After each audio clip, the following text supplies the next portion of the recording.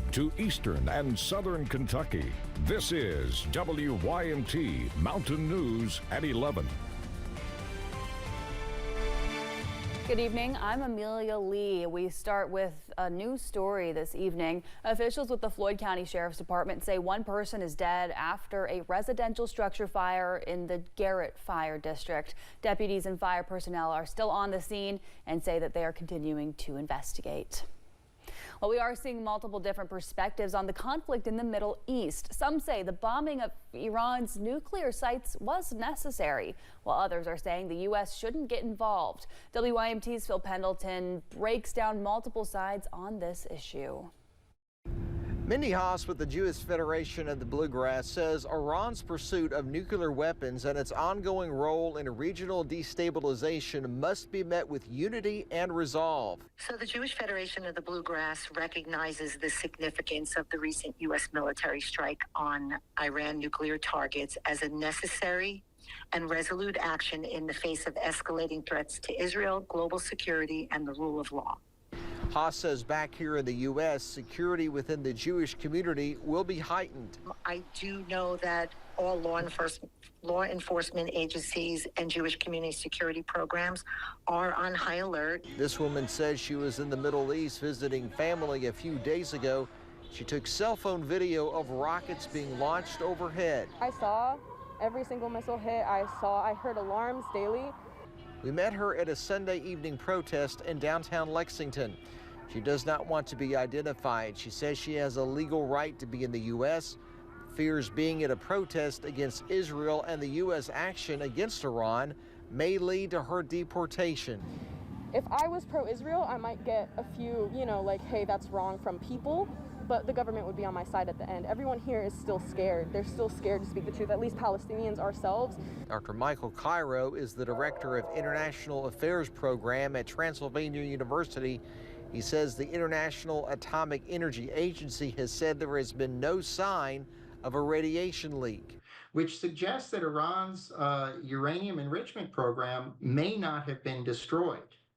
That might mean that this strike could potentially encourage Iran to move to a bomb faster. In Lexington, with photojournalist Darnell Crenshaw, Phil Pendleton, WKYT. Mindy Haas says the Jewish Federation of the Bluegrass has not received any direct threats, but she says they are prepared for anything that comes in their direction. Well, lawmakers from Kentucky are weighing in on the strike on Iran. Senator Mitch McConnell issued a statement expressing his approval of the president's decision, saying, quote, seizing this opportunity is not an escalation toward war. It's a prudent response to the warmongers in Tehran. Iran would be foolish to misunderstand American resolve. House Representative Thomas Massey did not feel the same way. In a social media statement, the Kentucky native said simply, this is not constitutional. Heat advisory continues for the majority of the WYMT coverage area until 8 o'clock Tuesday night, unless you are in Wayne County in West Virginia, where an extreme heat warning is in effect. Temperatures right now at 11 o'clock. Look at Jackson, 82 degrees, 10 cooler in Clintwood. Pikeville's at 81, Whitesburg's at 75, 78 in London, 79 Somerset. Monticello, good evening to you. You're at 81 degrees. You factor in that feels like temperature, still feels like 88 in Monticello. Look at Louisville, 92 degrees, 81 in London, 76 Manchester, 75 Whitesburg, 85 in Pikeville. That's what it still feels like out there at 11 o'clock this evening. All is quiet on live pinpoint Doppler radar. High pressure is in control still, and it's going to stay in control for the day on Tuesday. We're going to make a run for 97 degrees, but that heat index is going to be in the triple digits once again. I'll have your complete first alert forecast coming up in a few minutes. Amelia. Thanks, Eric. And with those scorching temperatures across our area, doctors with U of L Health say they've treated a number of people for heat stroke or heat exhaustion. Jewish Hospital Medical Director Evan Kuhl explains why people who have had heat stroke in the past are more likely to have it again. People who have had heat stroke or heat illness in the past are likely at increased risk due to either the environmental factor that put them there. Maybe they work outside and they can't get in. Maybe they're limited to the number of breaks they can have. So I would say environmental risks definitely increase that risk. If you have certain health conditions, that can increase your risk as well. So you think of very common diseases like diabetes can make you more dehydrated. Symptoms for heat-related illness can appear mild, but they should still be treated seriously. This includes nausea, confusion, or if you stop sweating.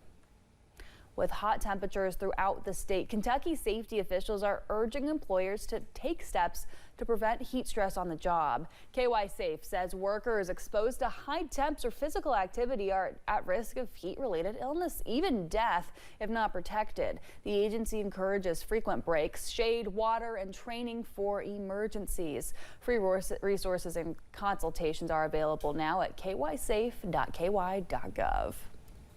Kentucky Supreme Court is opening its temporary location today. They'll be working out of the Court of Appeals building on Chamberlain Avenue while the state capitol undergoes renovations. They'll hear oral arguments at the Lexington Courthouse in August. Well, Kentucky's historic state capitol building is undergoing a multi-year renovation project.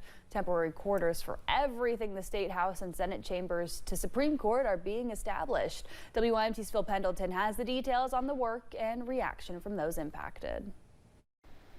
It's been many decades since a major renovation took place at the state capitol, which is more than 115 years old. I know it looks very strong and sturdy with all the beautiful marble out in the common areas, but it is in great need of repair and renovation.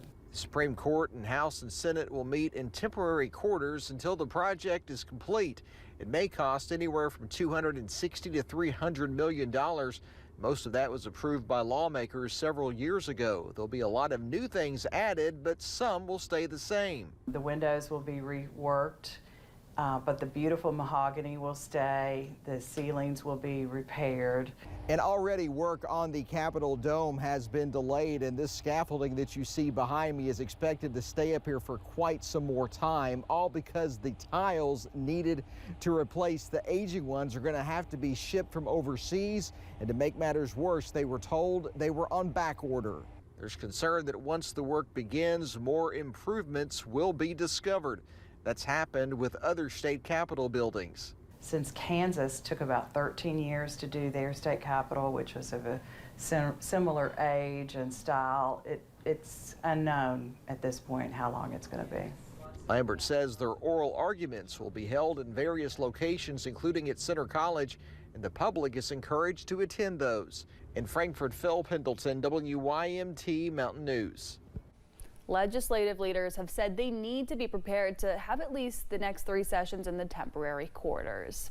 Well, the U.S. Department of Justice's proposed 2026 budget would cancel $500 million on funding for a prison project that's been in the works for more than 2 decades in Lecher County. In the department's budget and performance summary, a proposed rescission would cancel more than $600 million in projects for the Bureau of Prisons, which includes $500 million that's allocated for the prison that's expected to be built in the Roxanne community. Congressman Hal Rogers told WYMT he's committed to continuing to push for the prison to stay funded and be planted in Lecher County. And those who support the project are hopeful he can hold the line. All through these years, the administration each time has tried to rescind that money, but they've not been able to so far. It certainly makes me a little nervous, but I still feel pretty good about it. Representatives with the group concern Lecher County and say they hope the money will be pulled since they don't believe the prison will help their community. They say the money should be reallocated to projects that will help boost the county. The removal of a bridge in Lecher County has some residents concerned. Kentucky 805 in Neon now has an alternate route in place, causing communities to increase. Donna Mullins is a resident of the Cromano community. She says what normally takes her 5 minutes now takes her 20, and her concern is with emergency services. If we needed an ambulance, they would, or a police car, they would have to do the same thing, which would take 20 minutes or longer. The Kentucky Transportation Cabinet says the anticipated reopening of the bridge will be on or before Saturday, August 10th.